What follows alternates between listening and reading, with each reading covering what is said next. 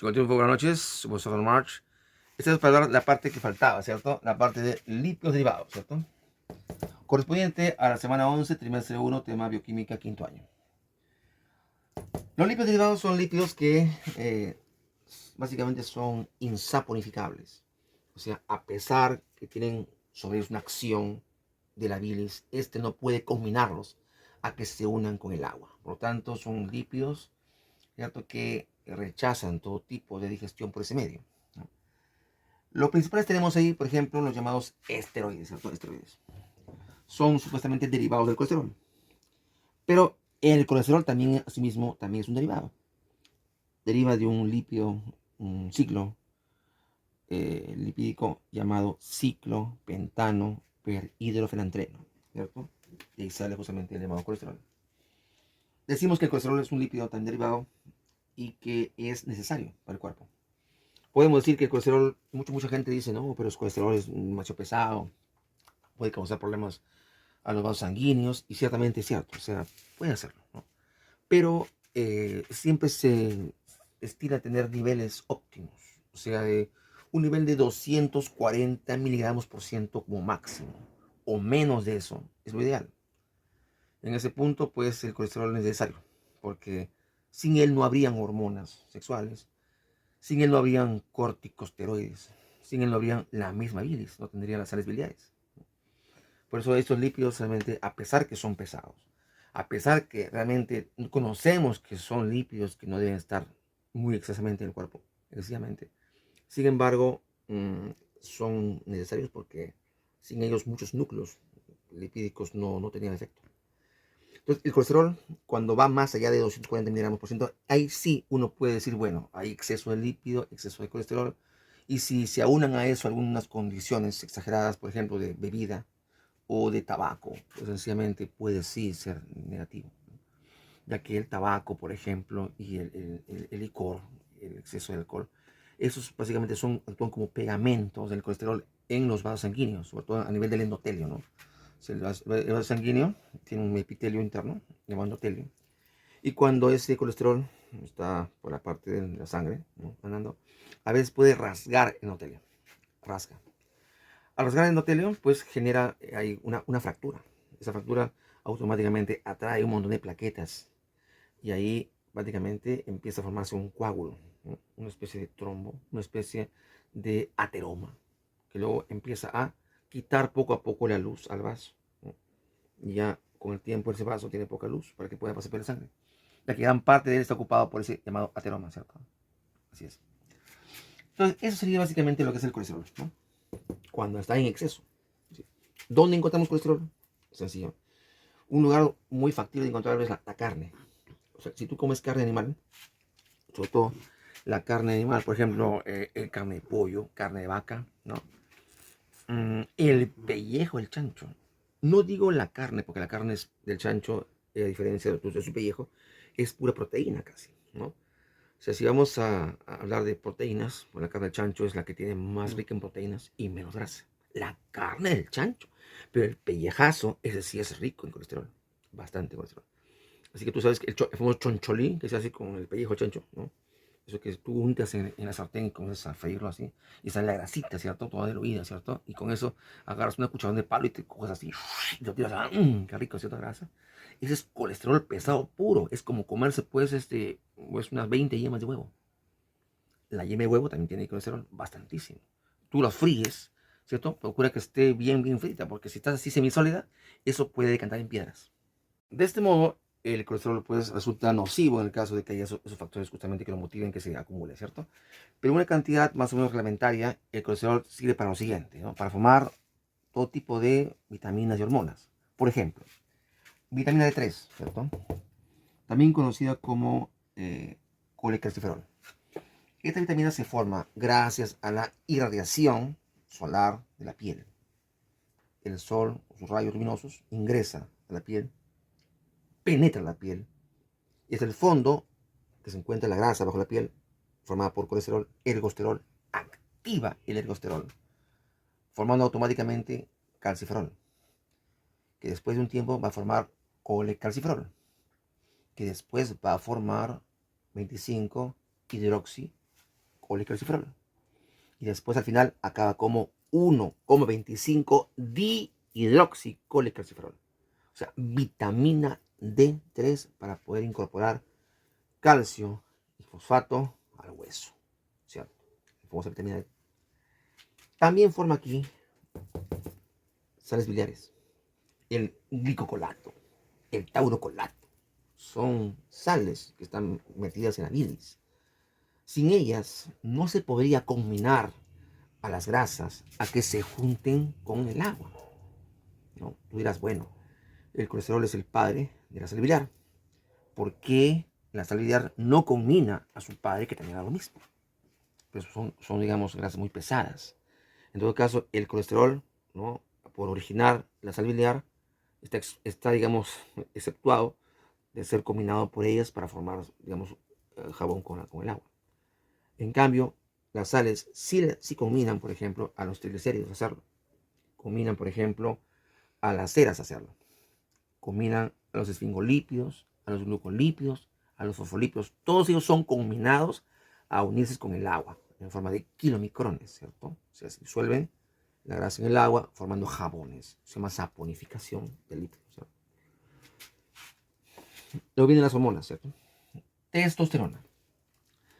La hormona masculinizante, la hormona virilizante, sale del testículo ya más o menos en los 11, 12, 13 años. El LH de la hipófisis viene, actúa sobre el testículo, unas células llamadas las células de Leydig, son las que forman la testosterona. Esa hormona actúa en el varón generando todo tipo de características sexuales secundarias.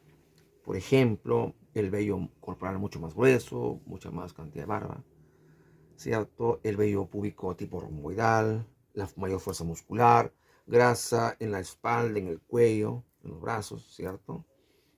Voz más ronca, ¿cierto? Más gruesa, más grave, ¿cierto? El líbido sexual masculino, todo eso sería aportes que da la testosterona en el niño que ya deja de ser niño y se convierte en lo que será un joven, un adulto, ¿cierto? Lo que pasa en forma opuesta con los estrógenos, ¿no? Ellos salen básicamente del ovario. Cuando la mujer lleva sus 11, 12 años, ya también empieza a desarrollar esto. Ya dejó de ser niña. Automáticamente los estrógenos empiezan a salir.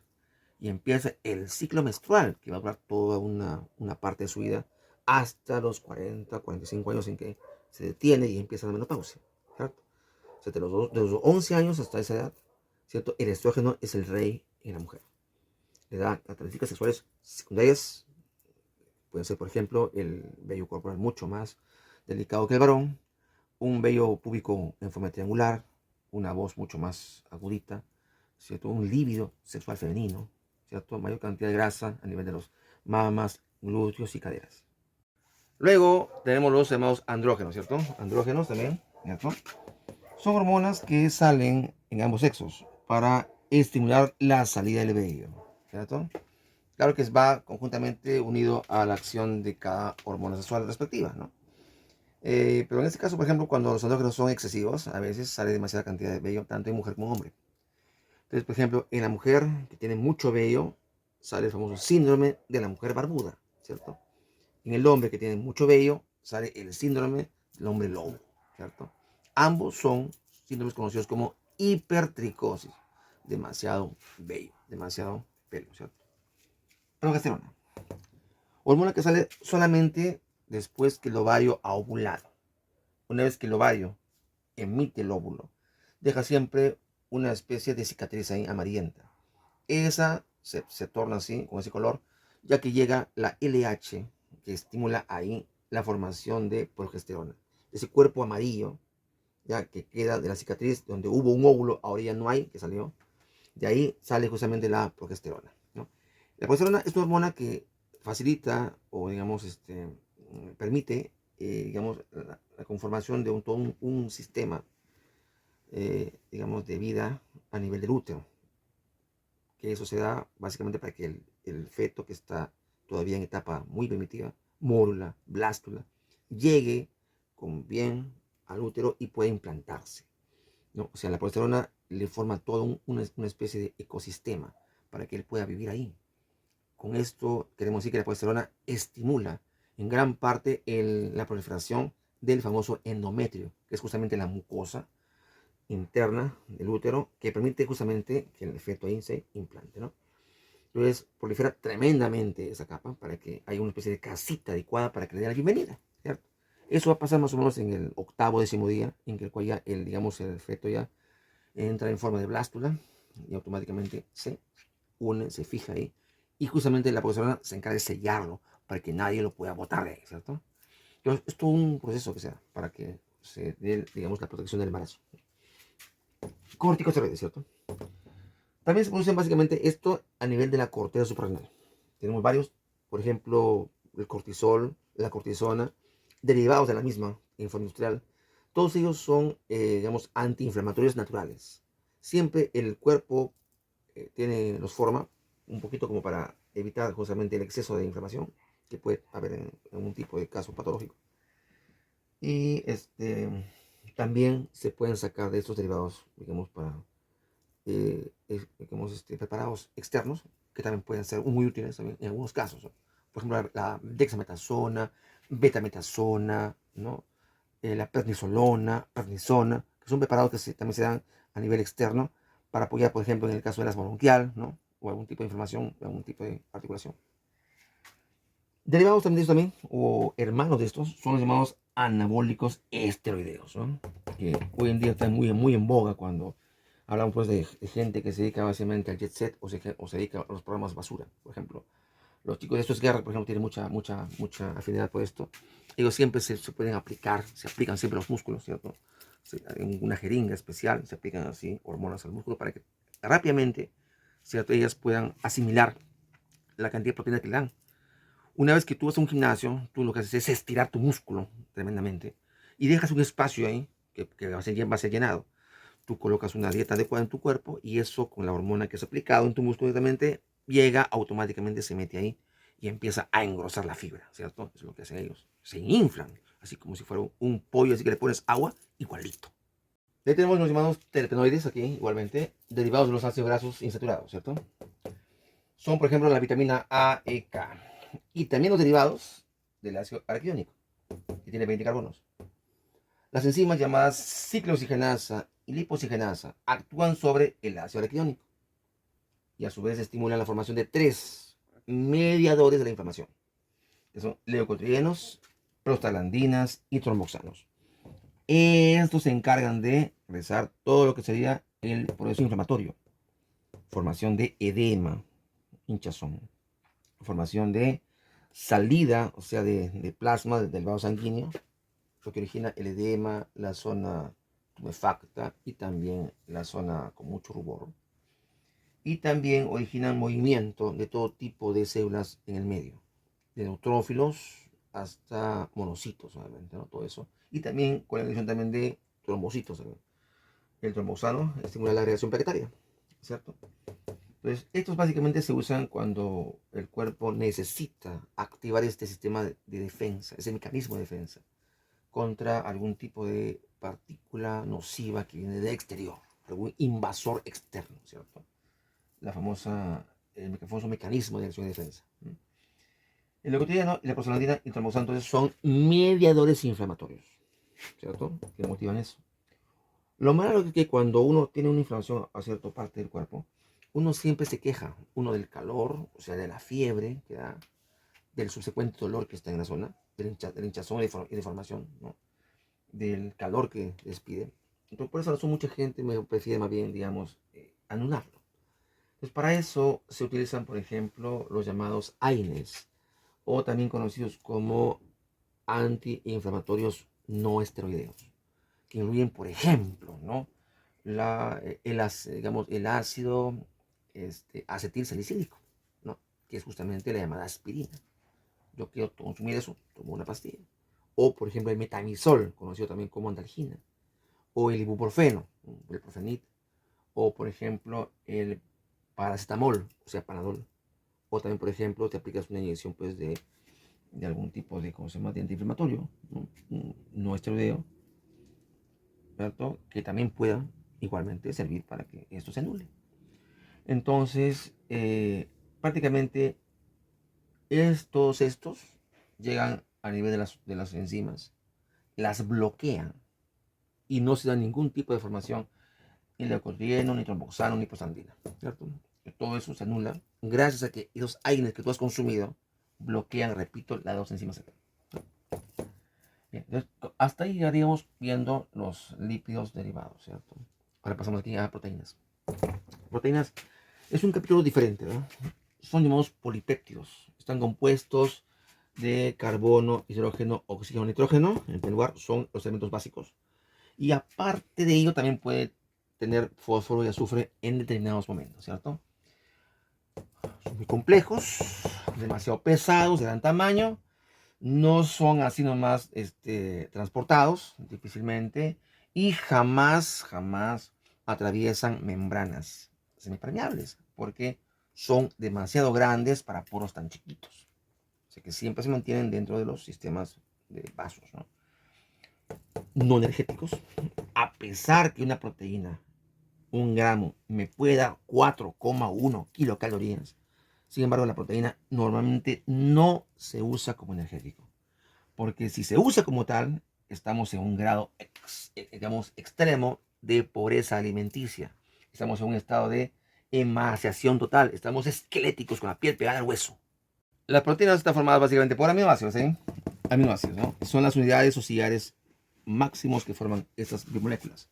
Un aminoácido está formado por un carbono central, un grupo amino en un lado, un grupo carboxilo en el lado opuesto, un hidrógeno reglamentario y un grupo R variable, ¿cierto?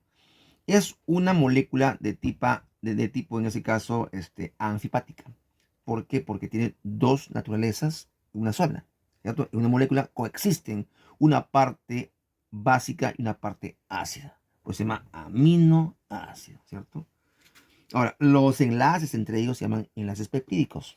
Involucran a un amino de una con el carboxilo de otra, formando enlaces entre ellos, eliminando siempre una molécula de agua, ¿cierto? Son 20 aminoácidos, son 10 esenciales y 10 no esenciales.